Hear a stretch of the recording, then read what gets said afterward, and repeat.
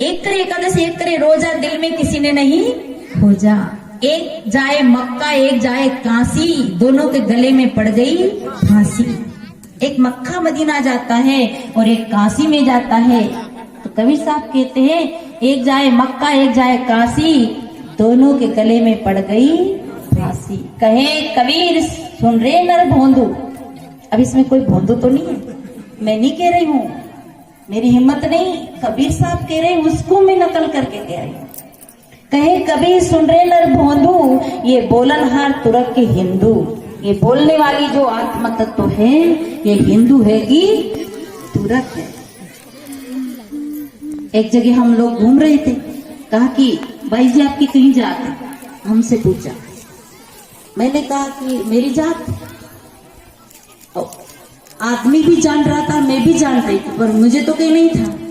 मैंने कहा दादा चश्मा लगा रखे, तो चश्मा निकाल के देखो मेरी क्या जात है, मैं बकरी हूँ कि मुर्गी हूँ कि छिपकली हूँ कि गाय हूँ कि क्या हूँ? अरे मनुष्य के बच्चे को हम मनुष्य नहीं मानते हैं, मनुष्य के बच्चे को हम मनुष्य नहीं जानते हैं। फिर वो यूं समझा बेचारा कि ये समझी नहीं होगी, तो कहा कि नहीं नहीं मैं ये पूछ रहा हूँ कि आप कौन दूध। मैंने कहा आपको कौन सा दूध चाहिए, डेयरी पे जाइए, जो न दूध चाहिए वो मिलेगा वहां पर, गाय का कि बकरी का कि किसका दूध चाहिए।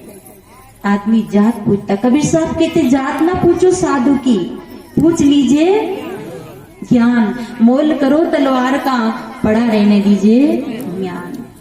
तो कबीर साहब बड़े महापुरुष, क्या बताएं, ऐसी निराली आत्मा, ऐसे महान आत्मा जिसको हम परमात्मा भी कहते हैं तो कम पड़ता है, परम श्रेष्ठ महान, सबके सिर मोर, ऐसे सदगुरु कबीर। वो हमें क्या कह रहे हैं, इतनी शॉर्टकट में बात कह रहे हैं कि रहे वो समारे राम विचारे। क्या पूजा की बात कह रहे, जब तब की बात कह रहे हो, हवन की बात कह रहे नहीं। और अगर भजन की बात कहें तो कबीर साहब बहुत सरल भजन बता रहे हैं। कितना सरल भजन, आप लोग सब भजन करते हैं ना घर में, तो कबीर साहब भजन की बात करें तो क्या कह रहे हैं कि मन की तरंग, जोर से बोलो, मन की तरंग, पीछे वाले भी बोलो मन की तरंग। मतलब ये पीछे वाले लोग जो है ना जनता पार्टी वाले पूरी। अब बताओ ये कम मंत्र है क्या? ये आपके ओम भूर्भुवः स्वः से कम है क्या? ओम नमो भगवते देवा से कम है क्या? अगर आप गंगा में डुबकी लगा के कह रहे ओम नमो भगवते वासुदेवा, ओम नमः शिवाय, और घर में आके पत्नी से खटपट, बहू से खटपट, पति से खटपट, तो आपका ओम नमः शिवाय क्या काम करेगा? और कबीर साहब का ये वाक्य याद आ जाए कि मन की तरंग, तो बताओ कितनी बड़ी हानि से हम बच सकते हैं। कैसे कैसे वाक्य, कैसे कैसे शब्द सदगुरु ने बात में ही बात बोल दिया, और हम तो याद कर करके बोलते हैं। कबीर साहब का एक शब्द जिंदगी में याद रह जाएगा ना, तो पूरा जीवन ही बदल जाएगा। इसलिए हमें कबीर साहब के विचार को हृदय में धारण करना चाहिए। एक साखी है ना, गुरु सिर पर राखिए, याद कर लो आप लोग। और मैं निवेदन करती हूँ कि जितने भी हमारे कबीर अनुयायी भाई है, वो तो कम से कम 10 साखी तो कबीर साहब की याद रखना ही रखना है। आज से कौन 10 साखी याद करेंगे? ऊंचा हाथ करो, कौन 10 साखी याद करेंगे? कोई भी ऊंचा ना, काम था तुम तो कर दो, डॉक्टर नहीं माता करेगा, करो ऊंचा हाथ करो, कोई नहीं कर, मतलब ये है ना कभी पता अब इन्हीं का ठेका नहीं, इधर भी तो बैठे। 10 साखी तो जरूर याद होना चाहिए हर जगह। वो साखी हमें जैसे ब्रेकर गाड़ी को घटना से बचाता है, गतिरोधक जो होता है वो घटना से बचाता है, ऐसे सदगुरु कबीर की एक साखी हमारे जीवन को बचा लेती है, बड़ी दुर्घटना से बचा लेती है। आपको गुस्सा आए, कुछ तरंग आए, तो मन में ये बात याद आ जाए कि भाई मन की तरंग मारने की बात है। और कोई हमारा मन विचलित हो और ये बात याद आ जाए कि गुरु सिर पर राखे, मैंने गुरु का ज्ञान को सिरधारी करके राखे, और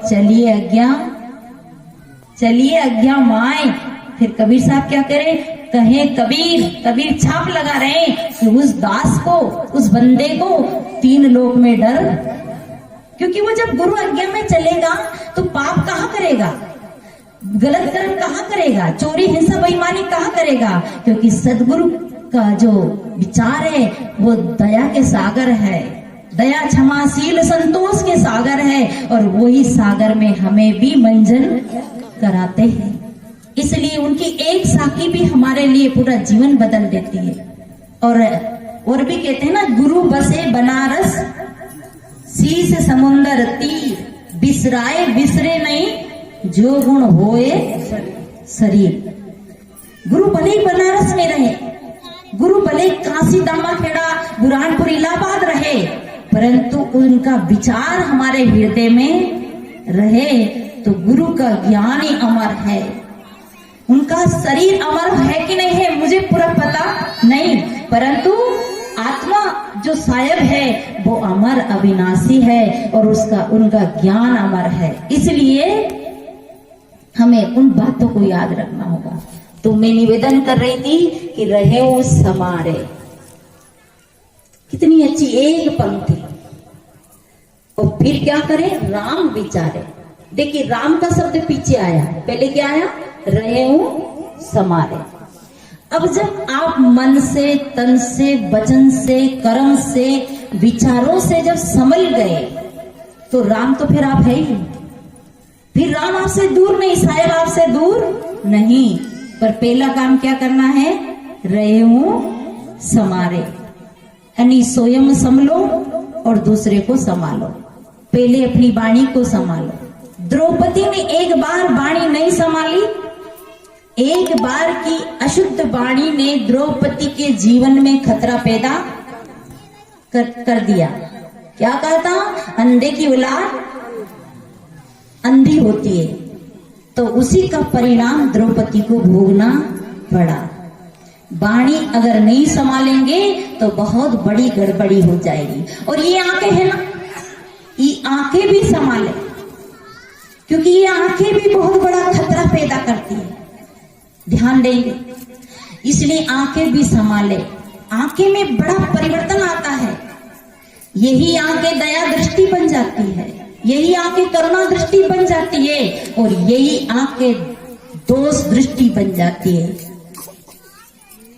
ये आंखें जब किसी बहन को, अपनी बहन को, अपनी माँ को देखती है तो ये माँ जैसी दिखती है, बहन जैसी दिखती है, बेटी जैसी दिखती है। और यही आंखें जब चौराहे पे दूसरे की बेटी और बहन को देखती है तो वही आंखें का भाव बदल जाता है। आंखें भी संभालना होगा, कान भी संभालना होगा। कान से कौन सी बात सुने और कौन सी नहीं सुने। हाथ भी संभालना होगा, हाथ से कौन सा कृत कर्म करे और कौन सा ना करे। पैर भी संभालना होगा, क्योंकि पैर कहाँ जा रहे हैं और कहाँ नहीं जाना चाहिए। तो कबीर साहब कहते रहूं समारे। आज घर में हमारी बहनें, नई नई बहू आती है, जब घर में बहू आती है तो वो नई होती है और सासू जी पुरानी होती है। अब बहू नए जमाने की आती है, पर जो सासू माँ अपनी बहू को संभालती है वही बहू कल सासू को संभालती है, और जो सासू माँ अपनी बहू को नहीं संभालती है वही बहू कल सास को नहीं संभालती है। इसी बहने, आप लोगों ने सुना होगा सासू की सेवा करो, सासू की सेवा करो, पर मैं कहती हूँ बहू की सेवा करो, बहू की सेवा करो। आपको उल्टा तो नहीं लग रहा भाई? क्या विचार है आप लोगों का? उल्टा तो नहीं लग रहा? सब लोग कहते हैं सासू माँ की सेवा करो, पर सासू माँ ने बहू की सेवा करी हो तब तो सासू माँ की सेवा हो। विचार करिए, कबीर साहब का ज्ञान उल्टा है ना, उल्टा ज्ञान। कबीर साहब का उल्टा ज्ञान, आके भोजन पीछे स्नान। आप लोग पहले भोजन करते हो कि स्नान करते हो? बताओ। कबीर साहब का उल्टा ज्ञान, आगे भोजन, कितना अच्छा खा लो फिर नहाओ आराम से। कपूरी रोटी, अंगाकर रोटी, है ना, खा के फिर नहाओ। अच्छी कही ना कबीर साहब ने, पर नहीं। कबीर साहब का सीधा ज्ञान, आगे भोजन पीछे स्नान। थाली कहाँ रहती है भोजन करते तो? आगे कि पीछे आगे रहते हैं, और पानी नहाते तो आगे फेंकते कि पानी पीछे। तो कबीर साहब का सीधा ज्ञान, आगे भोजन और पीछे स्नान। कबीर साहब की वाणियां अटपटी है। मैं क्या कह रही, सेवा किसको करना है? सास को, बहू। आज तक तो आपने ये सुना था कि सास की सेवा